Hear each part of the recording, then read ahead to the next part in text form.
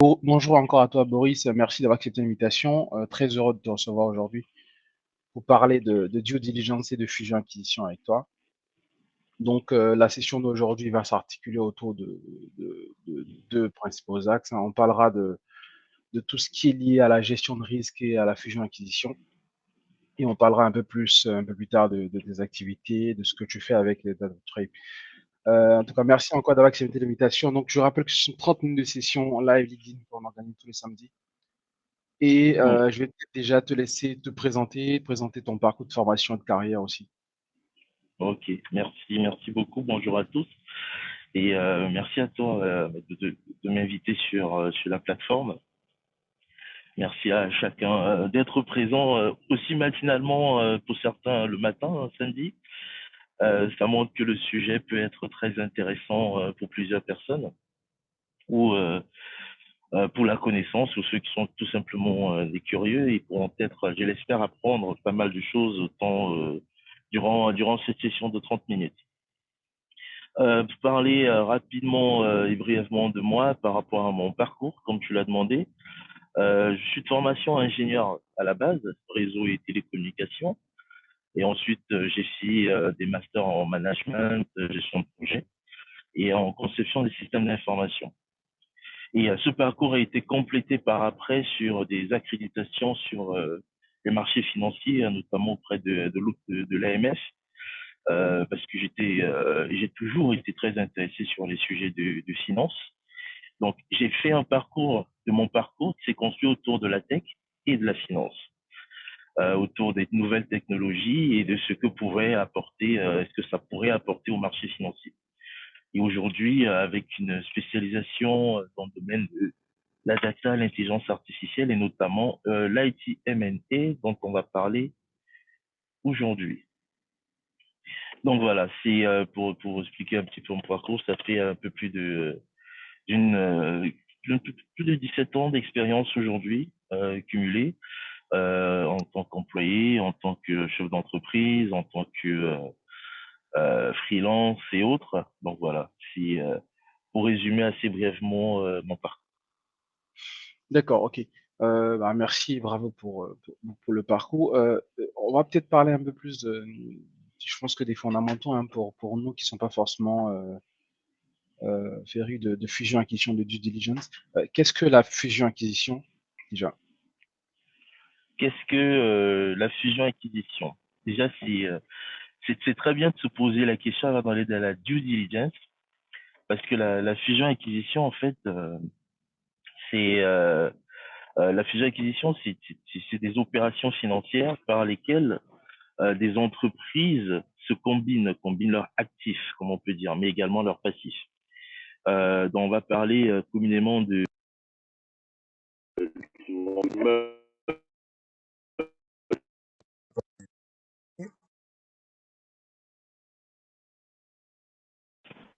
Allô? Je besoin. crois qu'on a perdu. Oui. Allô? Oui, allô? Allô? Ouais, je crois qu'on t'a Allô? perdu sur actif et passif. Ah, d'accord. Tu disais que c'était une opération de combinaison de actif et passif. Ouais. Oui, c'est une combinaison pour les entreprises de leurs actifs et de leurs passifs. Donc leur actif, c'est ce qui leur permet de gagner de l'argent, de faire croître leur business, et le passif, c'est ce qui concerne leurs charges. Donc, quand on fait une fusion-acquisition, les deux entités ont besoin de croissance commun. Ils vont merge, donc ils vont se mettre ensemble pour devenir une nouvelle entité. Et le but, c'est de grossir, en fait, quand on parle de fusion-acquisition. Après, dans ce secteur-là, il y a parfois l'acquisition, uniquement l'acquisition pour acquérir de nouvelles capacités, compétences sur des aspects de marché qu'on n'a pas, des aspects technologiques qu'on n'a pas, des business units qu'on n'a pas en interne et qu'on décide de racheter l'entreprise, racheter une entreprise qui peut nous apporter ces capacités-là. C'est ce que font généralement les grands groupes comme Google et autres. Ils ne créent plus d'entreprises, mais ils rachètent les startups, ils rachètent d'autres entreprises, donc ils sont plus sur la partie acquisition. Et c'est parce qu'ils se disent, bah, il y a quelqu'un qui fait un truc super, au lieu de faire de la R&D en interne, de développer tout le produit, tous les process, ben je rachète celui qui sait déjà le faire. D'accord. Ok. Donc, ça tombe bien parce que effectivement, on parlera un peu plus tout à l'heure de business et des fusions qui se font pardon, que ce soit sur le continent africain ou en Europe, entre différentes entreprises. Mais avant ça, déjà, merci pour cette définition, ces précisions-là. Et dans ce cas, c'est quoi la due diligence et pourquoi est-ce que c'est crucial ou c'est important dans un processus de fusion-acquisition? Donc, déjà, il faut cadrer un point sur la partie M&A, sur la partie fusion-acquisition. Quand on fait la fusion-acquisition, il y a trois blocs qui vont se faire, trois blocs de process qui se mettent en place. Il y a la due diligence, il y a le carve-out, il y a le post-merge integration. La due diligence, c'est la phase, le processus où on fait l'évaluation, notamment quand on est sur la due deal technologique, on va faire l'évaluation du patrimoine technologique des entreprises. Donc, on va regarder en profondeur tous les systèmes, tous les éléments pour savoir qu'est-ce que l'entreprise vaut à son niveau technologique, qu'est-ce qu'elle peut apporter comme retour sur investissement, qu'est-ce qu'elle a comme process en interne, quels sont les profils qu'elle a. Et on va également évaluer sa dette technique. Ça, c'est des éléments qui combinent à la fois les aspects purement techniques, mais également des aspects financiers, humains et autres par la suite. Donc, la due diligence consiste à faire une forme d'audit et d'évaluation très approfondie des systèmes, très approfondie des process lors des fusions-acquisitions pour avoir cette visibilité sur le ROI que peut apporter la tech et également la dette technique qu'on peut avoir à payer sur des mois ou des années plus tard. Ensuite, on passe à la deuxième étape, qui est celle du carve-out, parce que quand on est dans une fusion, dans une acquisition, il y a forcément l'un des deux partenaires qui va devoir délaisser certains de ses actifs, qui va devoir délaisser certaines de ses technologies, certains de ses process. Et la partie IT carve-out, c'est les accompagner également sur, vous avez des profils qui utilisaient tel type de technologie. Aujourd'hui, il faut qu'ils basculent sur une autre technologie dans le cadre de la fusion, pardon, dans le cadre de l'acquisition. Donc, il y a un accompagnement qui se fait par après pour permettre de changer de process, de délaisser des process. Et il y a ce qu'on va appeler ensuite à la fin le PMI, la partie post-merge integration, où maintenant on valide et on accompagne également le client, les clients du coup. Là, ça devient le client parce qu'à la base, c'était les clients. Là, ça devient le client dans l'intégration des nouveaux process. Donc, ça, c'est les différentes étapes. Et il est primordial de faire du coup cette partie due deal IT, comme on l'appelle souvent, parce que dans le monde dans lequel on est avec autant de digital, de numérique, il n'y a pas une seule entreprise qui n'utilise rien qui soit numérique. Même le boulanger du coin a une caisse d'enregistrement, prend des paiements par carte bancaire. Et donc, même pour lui, il est bon d'évaluer comment fonctionnent ces outils numériques. Il utilise un télé parfois pour récupérer des commandes. Ça, c'est si on est en Afrique ou même ici. Il utilise un site Internet. Il a des logiciels de gestion. Tous ces éléments-là doivent être évalués de fond en comble. Ok. Du coup, là, je comprends qu'effectivement, comme tu as dit, hein, pour reprendre tes termes, c'est limite un audit. Et quelle est la composition standard d'une équipe de due diligence technologique? Et les profils, au fait, qu'on retrouve dans ce type d'opération? Est-ce que c'est une formation particulière? Voilà, c'est des certifications, des compétences particulières qu'il faut avoir pour faire une due diligence technologique? Euh, aujourd'hui, je dirais malheureusement ou heureusement, il n'y a pas une formation spécifique pour faire de l'IT due deal. C'est plusieurs profils qu'il faut avoir. Et après, sur les différents profils, il y a des profils, les profils doivent avoir un certain niveau d'expérience pour être en mesure de voir et d'analyser tous les aspects technologiques avec un œil business et éthique. Ok. C'est-à-dire, si je prends un consultant qui sait valider, calibrer, faire du test de code, du code d'un langage de programmation pour le code applicatif, il doit être en mesure de voir la consommation, d'évaluer la consommation des ressources, d'évaluer le coût que ça a quand le logiciel tourne. Donc, c'est ce qu'on va appeler souvent les coûts d'inférence. Donc, aujourd'hui, les profils qui vont vers ça ont cette capacité à avoir des formations c'est des formations certifiantes qu'on peut trouver autour du cloud, du DevOps, ce genre de choses, pour pouvoir se dire, bah, je veux comprendre comment fonctionne l'hébergement web, et je veux savoir également quand une personne clique sur une de mes pages au centime près combien ça me coûte et combien ça me rapporte. Et ça, c'est des profils particuliers. Il n'y a pas encore de formation spécifique. Mais aujourd'hui, il y a des gens qui ont des profils qu'on va dire FinOps, qui vont faire du Financial Operating System. Donc, ils sont en mesure de d'évaluer comment un système tourne, comment un cloud tourne et d'évaluer le coût que qui va avec. Donc, on aura des profils qui vont avoir des bonnes appétences techniques sur des sujets de cybersécurité, sur des sujets de cloud, sur des sujets des tests et des bêta-testeurs. On va avoir également des personnes qui ont la capacité d'évaluer les profils humains, c'est-à-dire que je fusionne deux entités. Quand je vais faire la due deal élévation du patrimoine tech, dans le système d'information, il y a d'abord les humains également. Est-ce que j'aurai besoin des deux chefs de projet quand je vais fusionner? Et pour évaluer les deux chefs de projet, je dois être en mesure d'évaluer leurs compétences, leurs capacités, leur capacité d'intégration dans de nouvelles équipes, de gérer des équipes beaucoup plus grandes et autres.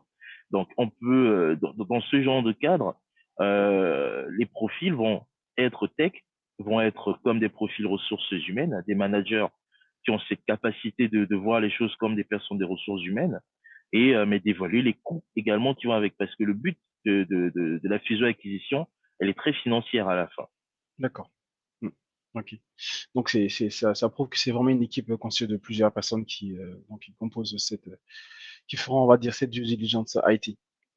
Et cette Oui. équipe-là aura vocation à chercher quel type d'informations, on va dire, technologiques, qui sont cruciales, on va dire, informations qui sont cruciales à obtenir de l'entreprise cible avant une fusion, par exemple. Donc, je vais donner avec, en parlant des exemples. D'accord, ok.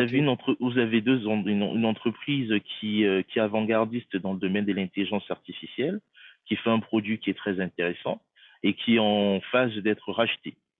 Maintenant, quand on est dans sa phase de rachat, on va analyser en profondeur l'IA qu'elle propose, les logiciels qu'elle fait et tout.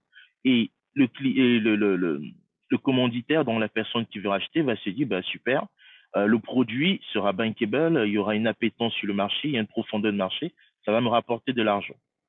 À ce moment-là, quand on regarde que sur l'aspect purement financier, on se dit c'est vendable. Quand on regarde sur qu'une partie technologique, on se dit c'est vendable.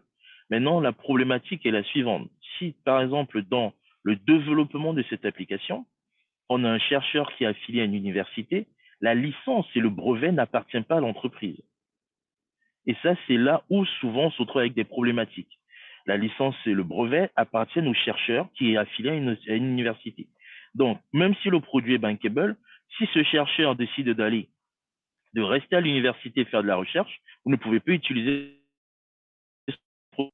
Et après, il y a également ça va demander de regarder pour chaque stack technologique, chaque couche de logiciel, comment sont gérées les licences, qui paye quoi, à quel moment et à quelle échéance. On va regarder au niveau cybersécurité comment tout est protégé. On va regarder au niveau compliance, est-ce que l'entreprise qu'on est en train de prendre, est-ce qu'elle respecte la réglementation en vigueur dans sa zone géographique? Parce que ça crée de la dette technique. Je peux racheter une entreprise qui, au niveau pure tech, tout marche, les logiciels, ça marche, le produit, il est bon pour être vendu sur le marché. Ça va nous permettre d'évoluer rapidement. Mais après, derrière, il y a des procédures de redressement qui vont être mis en place parce qu'ils ne sont pas du tout compliant. Et dans les réglementations autour de l'IT, avec les normes qu'il y a des normes qui vous obligent à intégrer de nouveaux process de fonctionnement. Quand on prend des normes de type ça va être un peu technique, mais des normes de type PCI DSS pour gérer tout ce qui est lié au domaine bancaire et financier, enregistrer les numéros de carte bleue. Vous êtes obligé d'embaucher certains profils types qui ont un agrément pour ça, de faire un log, de faire des enregistrements de toutes les transactions. Et quand pas de transactions, c'est pas que les transactions d'achat, mais de toutes les personnes qui se connectent au système. On doit avoir un annuaire, un livret qui est mis à jour régulièrement. Ça coûte énormément d'argent. C'est pour ça que même les banques, même les e-commerçants ne le portent pas cette responsabilité d'avoir cet agrément-là. Donc, ils vont la déporter à d'autres acteurs. Et si vous prenez un acteur qui a, par exemple, ce type d'agrément et vous le fusionnez avec un autre qui n'a pas ce type d'agrément, bah, ça demande de mettre les deux à un haut niveau. Ça demande de structurer l'architecture réseau, l'architecture système, de changer les outils de cloud. Donc ça, c'est des exemples en fait de profondeur où on va aller chercher des informations, que ce soit sur les licences, les brevets, les profils, sur les logiciels, sur les types même de cloud qu'on peut avoir. Ok, ok. Je pense que ce que tu expliques là met en relief au fait effectivement les principaux risques, parce que c'était ça aussi ma question, c'est dans le cas de ces fusions-acquisitions, est-ce que tu as trois principaux risques qu'il faut surveiller avant de déjà songer ou passer à l'étape de fusion ou d'acquisition d'une structure, d'une entreprise? Ok. Les trois principaux risques sont les risques de non-intégration. C'est-à-dire, je peux avoir deux belles entreprises qui sont complémentaires sur le marché, mais dont les usages logiciels, technologiques ne peuvent pas fusionner. Je peux avoir une entreprise qui est full Windows et une autre qui est full open source Linux. Pour faire fusionner les deux au niveau technologique, ça va être très, très, très compliqué, voire impossible. Parce que ça va demander de fusionner, de choisir l'une des technos.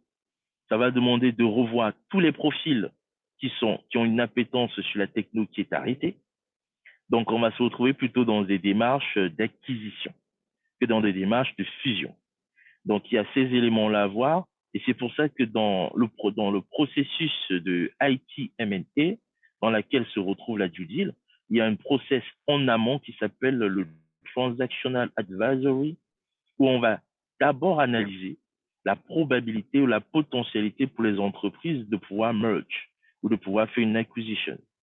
Et ensuite, on passe à la partie IT M&A et là, on fait l'analyse en profondeur avec la due deal. Donc, c'est plusieurs étapes. Il y a d'abord une étape de transactional où on va rencontrer les deux parties et on va recueillir les informations d'audit classiques que toutes les boîtes de conseil font. La plupart des boîtes de conseil, c'est fais-moi un audit, donc fais un audit par rapport à un périmètre spécifique. Et quand on fait la due deal, on ne fait pas un audit sur un périmètre. On fait une analyse en profondeur de façon holistique. Quand vous prenez un auditeur comptable, il ne va auditer que la comptabilité. Vous prenez un auditeur cybersécurité, il va auditer. Vous prenez un auditeur sur les logiciels et autres, il va faire que ça. Et quand vous faites la due deal, les profils vont regarder et la cyber et les RH et ceci et cela. Ils vont regarder tout de façon transversale et en profondeur. Ouais, d'accord, ok. Ok. Bah, c'est très clair. Et du coup, pour ces risques, comment est-ce qu'il faut les surveiller? Est-ce qu'il y a des indicateurs à voir pour gérer tous ces risques technologiques qui sont identifiés? Sur le long terme, on considère que la fusion a été faite et bah, ces risques sont pas forcément réduits à zéro. Comment est-ce qu'il faut les gérer déjà pour ne pas pouvoir les réduire au maximum et surtout pouvoir les surveiller dans le temps? Ok, donc quand on va sur la partie analyse de risque, la fusion est faite. Déjà, le principe de base dans l'analyse des risques, c'est qu'on ne peut pas avoir un risque zéro. Donc, on va trouver toujours des moyens de faire de la mitigation. Et la mitigation, c'est quoi? C'est comment je vais atténuer ce qui peut arriver. Et pour ce faire, ça va varier en fonction des différents risques qui ont été identifiés, les événements qui peuvent être néfastes qui ont été identifiés. Et on fait des arbitrages, que ce soit financier, que ce soit même au niveau RSE. Et en fonction de ces différents arbitrages-là, c'est là qu'on prend des décisions. Donc, je prends un exemple. J'ai deux entités qui sont bien qui fusionnent. Ils passent sur la partie PMA et donc on est déjà dans l'intégration. Tout en train de bien se passer. Maintenant, si on identifie un risque de profil en amont, par exemple sur des personnes qui auront du mal à s'intégrer dans les équipes ou sur un risque au niveau d'un logiciel, mais en parallèle de ce process d'intégration, on lance également un process pour remplacer les personnes, un process pour accompagner les personnes vers la sortie ou les accompagner vers des formations. On va lancer des process pour racheter un logiciel neutre que tout le monde va utiliser dans le cadre parfois de ce qu'on va appeler les GIE, les groupements d'intérêt économique. Vous allez avoir plusieurs entités, plusieurs entreprises différentes, plusieurs établissements, par exemple, publics, qui vont devoir se mettre en commun pour avoir un service. À ce moment-là, ils préfèrent partir sur une feuille blanche où on va dire, OK, on met tous les différents tous les différents DSI et directeurs informatiques et on leur dit, ben voilà, par rapport aux besoins, on ne peut pas partir sur la techno de l'un ou de l'autre, donc on va créer un nouveau socle. Et ce nouveau socle-là, c'est pour s'assurer de la suite et mitiguer certains risques. Donc ça, c'est des méthodes qu'on peut mettre en place pour gérer ces éléments-là. D'accord. Et sur la post-fusion, pardon, la post-fusion ou même pendant la transition, Mhm. comment est-ce qu'on assure la continuité des opérations lorsqu'on n'est pas effectivement dans un cas de GIE, par Ça, c'est réfléchi en amont dans la phase de transaction. On va déterminer quels sont les actifs qui, dans un certain moment, deviendront des passifs.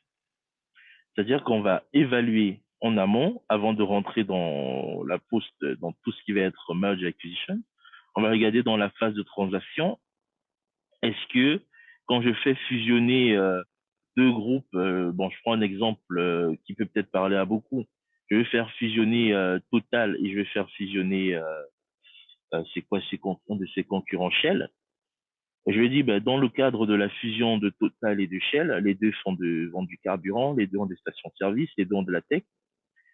Pendant cette phase de fusion, il faut que je détermine quelles seront les, euh, les, les, les stations-service qui sont les moins rentables qui pourraient être mises en pause dans un planning pour qu'on puisse changer les couleurs, changer l'image de la marque et également former les personnes de ces stations-service-là.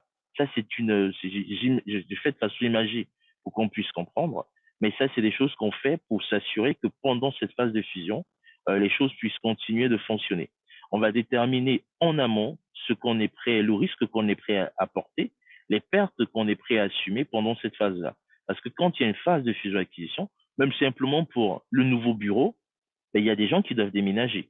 Et pendant qu'ils déménagent, ils ne peuvent pas travailler. Mais il faut planifier cela, il faut organiser tous ces éléments-là. Mais ça se fait en amont et ça rentre dans le cadre du pilotage du programme, du pilotage du projet, de fusion-acquisition et surtout au niveau de la phase d'intégration. Est-ce qu'on sait en moyenne combien, bon, j'imagine que ça va dépendre des entités et de la taille des entités qui sont fusionnées, mais en moyenne, est-ce qu'il y a une moyenne de temps de due diligence idéal ou sinon minimum à respecter pour une bonne due diligence? Parce que Ah, j'imagine que... il y a Oui, une moyenne qui existe parce qu'en fait, la d'accord. plupart du temps, on a, par expérience, on va déterminer un canevas avec un ensemble de questions à poser, un ensemble d'éléments à regarder. Et donc, le temps est plutôt lié au niveau, à la rapidité des réponses qu'on a en face.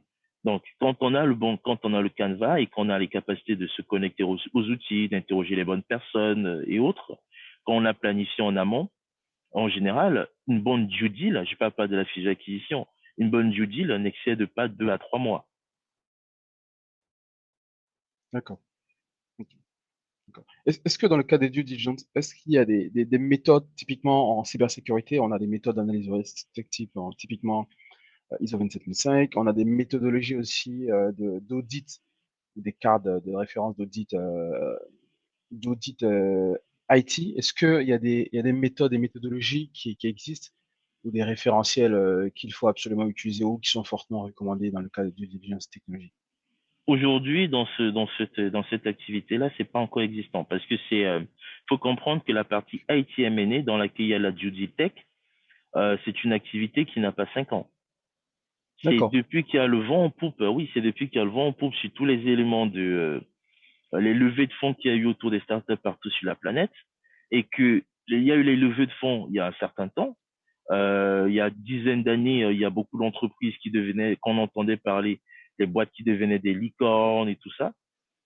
On évaluait facilement leur valeur. On disait, bah, telle boîte vaut 1 milliard et autres. Mais quand on regarde dans la durée, on se rend compte qu'elles sont pas rentables, elles rapportent pas d'argent, et elles ne font que creuser la dette. Je prends le cas typiquement des boîtes comme Uber et autres.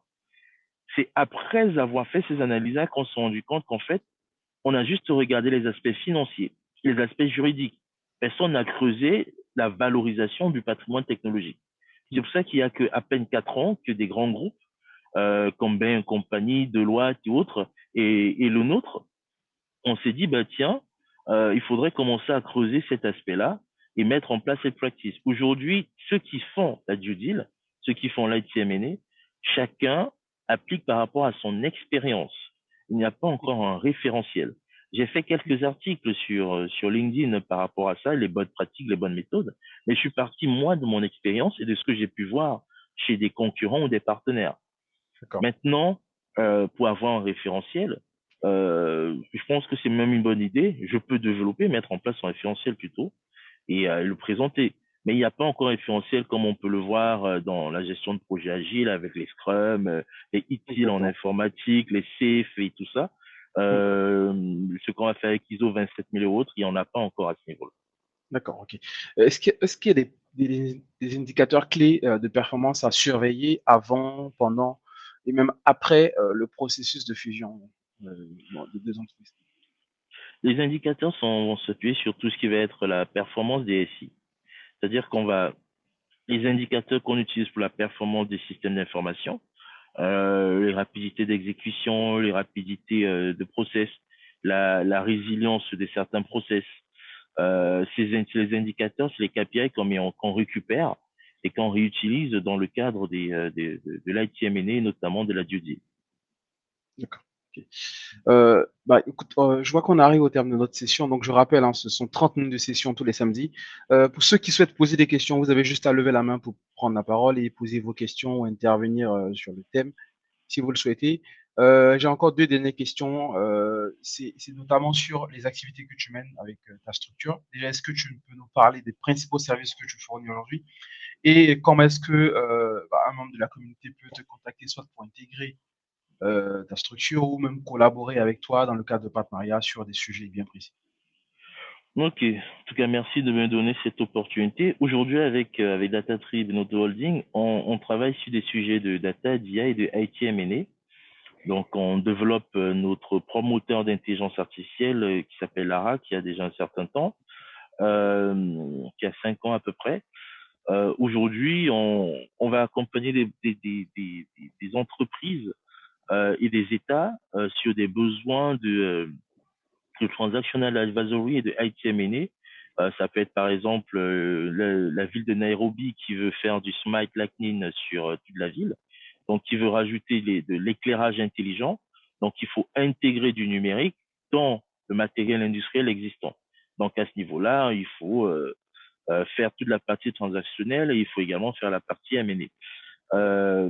Donc c'est des sujets sur lesquels on peut se retrouver en train de travailler en Afrique comme ici et évaluer les entreprises sur les sujets tech, IT, et on fait également tout ce qui va être autour de une grosse expertise parce qu'on est parti du monde de la data avant d'arriver au monde de l'IT&M&A, et c'est en analysant, en consommant et en gérant les données de façon massive, on a compris le besoin d'aller en profondeur sur certains éléments.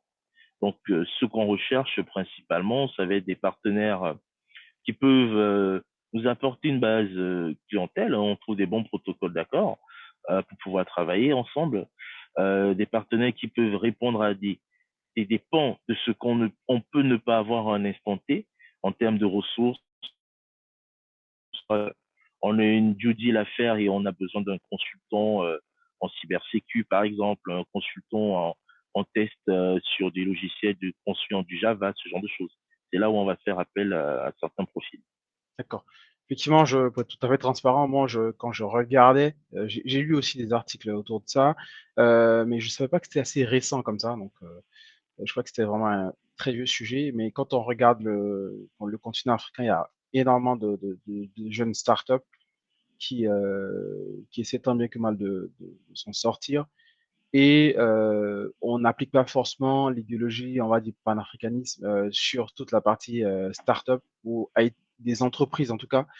Donc je pense que il y a lieu, il y aura donc à les prochaines années d'énormes rapprochements entre même les entreprises, les startups africaines ou même d'autres entreprises étrangères qui souhaiteront racheter. Donc effectivement, n'hésitez pas à contacter Boris si vous entendez parler de ce type de d'opération.